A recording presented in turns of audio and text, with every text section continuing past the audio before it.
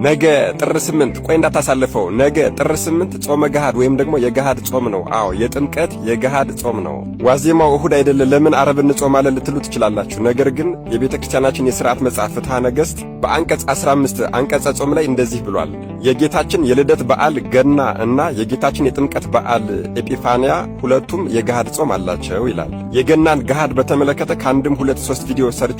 ወደ ኋላ መለስ ብላችሁ ማየት ትችላላችሁ። ዛሬ ግን ስለ ጥምቀት ገሃድ እንነጋገራለን። ይህ ቪዲዮ ያለችው ቀን አንዲት ቀን አጭር ቀን ናትና ጠቃሚ ቪዲዮ ስለሆነ አድራ ለሁሉም ሰው እንዲዳረስ በደንብ አድርጋችሁ ኮፒ ሊንክ እያደረጋችሁ ቪዲዮን እስከ መጨረሻ ተከታተሉት። እሺ አጻጻሙ እንዴት እንደሆነ ልንገራችሁ። በደንብ ተከታተሉኝ። ጥምቀት ከማክሰኞ እስከ ቅዳሜ ቀን ድረስ ከዋለ ጥምቀት ከማክሰኞ እስከ ቅዳሜ ቀን ከዋለ ማለትም ጥር 11 ቀን የምትውለው ከማክሰኞ እስከ ቅዳሜ ቀን ባሉት ቀኖች ውስጥ ከሆነ በዋዜማው ማለትም ጥር 10 ቀን እስከ ይሰርቅ ኮከብ ወይም ደግሞ ኮከብ እስከሚወጣ ድረስ እስከ ምሽቱ 1 ሰዓት ድረስ አባቶቻችን 13 ሰዓት ድረስ ይሉታል።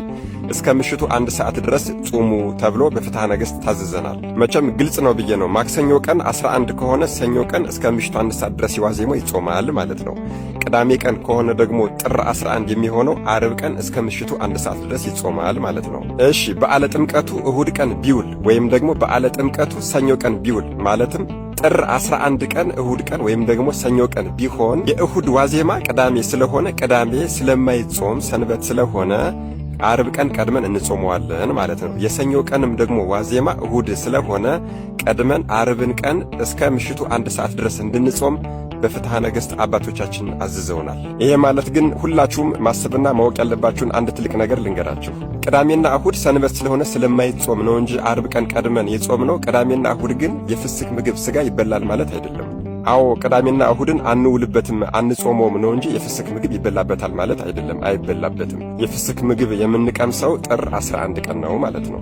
እሺ ለምሳሌ የዚህ ዓመት ጥምቀት ጥር 11 ቀን መቼ ቀን ነው የሚሆነው? ሰኞ ቀን ነው የሚሆን አይደለ? ጥር 11 ዋዜማው ደግሞ መቼ ነው? ጥር 10 ማለት እሁድ ቀን ነው። እሁድ ቀን ስለማይጾም ስለማይዋል ሰንበት ስለሆነ መቼ ቀድመን እንጾማለን ማለት ነው? ነገ ጥር 8 ዓርብ ቀንን እስከ ምሽቱ 1 ሰዓት ድረስ እንጾማለን ማለት ነው። ይሄ ማለት ግን ቅዳሜና እሁድን የግድፍት ምግብ እንመገባለን ማለት አይደለም። ሰኞ ቀን ጥር 11 ነው የምንገድፈው ወይም ደግሞ የፍስክ ምግብ የምንበላው። ቅዳሜና እሁድን አንውልበትም። የግድፍት ምግብ ሳንበላ ግን ጾሙን ብቻ አስበነው እንውላለን ማለት ነው። በነገራችን ላይ ጾመ ገሃድ ከሰባቱ የአዋጅ አጽዋማት አንዱ ሲሆን ጾመ ገሃድን የሰሩልን ቅዱሳን ሐዋርያት ሲሆኑ ያጸኑልንና የፈጸሙልን ደግሞ ቅዱሳን ሊቃውንት አባቶቻችን ናቸው። ስለዚህ በሰሩልን ሥርዓት መሠረት ልንሄድ ይገባል። ቆይ ለመሆኑ አባቶቻችን ጾመ ገሃድን የደነገጉልን ቤተክርስቲያናችን ጾመ ገሃድን የደነገገችልን ለምንድን ነው ብላችሁ ጠይቃችኋል? በሶስት ምክንያት ነው። አዎ በሶስት ምክንያት። አንደኛው የጌታችንና የመድኃኒታችን የአምላካችን የኢየሱስ ክርስቶስን መገለጥ በጽሞናና በተመስጦ እንድንከታተለው ጾም ታዝዞልናል። ምክንያቱም በመብላትና በመጠጣት በደስታ በፌሽታ ውስጥ ጽሞና ስለማይኖር ማለት ነው። ሁለተኛ በዓል አከባበራችን እንደ አሕዛባውያን በመብላትና በመጠጣት በመደሰት ብቻ እንዳይሆን ስጋችንን በጾም እንድንቀጣት ጾመ ገሃድ ታዝዞልናል። ሶስተኛውና ዋናው ምክንያት ደግሞ ልደትና ጥምቀት ዓርብና እሮብ በሚውሉ ጊዜ ምግብ በጠዋት በነግህ መቀመስ ስላለበት የዓርብና የእሮብ ቅያሪ ወይም ደግሞ ተውላጥ እንዲሆን ተብሎ ነው ጾመ ገሃድ የታወጀልን ማለት ነው። እሺ በመጨረሻም አንድ ጥያቄ ልጠይቅና ሐሳቤን ላስቀምጥ። ለመሆኑ የጥምቀትን በዓል እንዴት ልታከብሩት አስባችኋል? አዎ እስኪ ራሳችሁን ጠይቁ። ጥምቀት ወይም ደግሞ ኤጲፋንያ ማለት እኮ የዕዳ ደብዳቤያችንን ተቀድዶ ልጅነታችን የተመለሰበት ቀን ትልቅ ቀን እንደሆነ አላወቃችሁም እንዴ?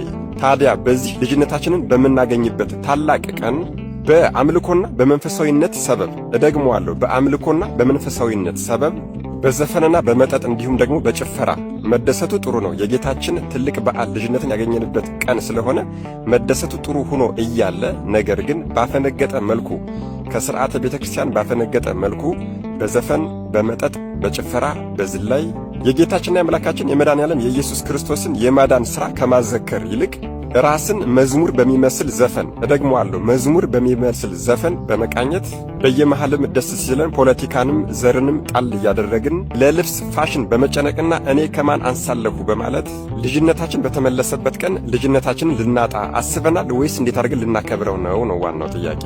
ወገኖቼ በዓላት በሚዲያ ታዩ፣ ተመዘገቡ፣ ዩኔስኮ መዘገባቸው አለመዘገባቸው ለኛ የሚጠቅመን ነገር ያለ ይመስላችኋል እንዴ?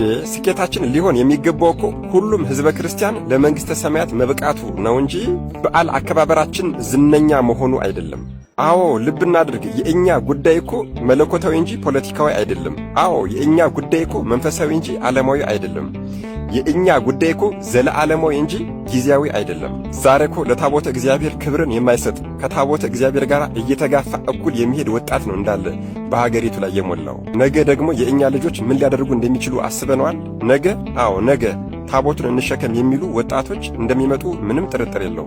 ይሄ ማለት ግን ወጣቶች የሚሰሩት የቅድመ ዝግጅት ሥራ ለምሳሌ መንገዶችን ማጸዳዳትና ማስዋብ፣ ምንጣፍን ማነጠፍ፣ ቄጠማ መጎዝጎዝ፣ እነዚህ ሁሉ ጥሩ ሆነው እያለ ነገር ግን በአባቶቻችን ሥርዓትና ትእዛዝ ሊሆን ይገባል ነው። እስኪ ይህን ቪዲዮ እስከ መጨረሻ መከታተላችሁን እንዳረጋግጥ እዚሽ ላይ አንድ ነገር ብቻ አላዝዛችሁ። ታዲያ ከትህትና ጋር በይቅርታ ነው ማዘዛችሁ። እንደዚህ ብላችሁ ኮሜንት ላይ ጻፉ። ስኬታችን ሁሉም ሕዝበ ክርስቲያን ለመንግሥተ ሰማያት መብቃቱ እንጂ በዓላችን ዝነኛ መሆኑ አይደለም እያላችሁ ጻፉ።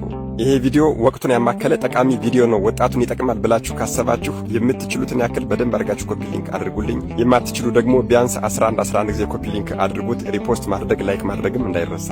መልካም የጥምቀት በዓል ይሁንልን። መድኃኔዓለም ኢየሱስ ክርስቶስ አስተዋይ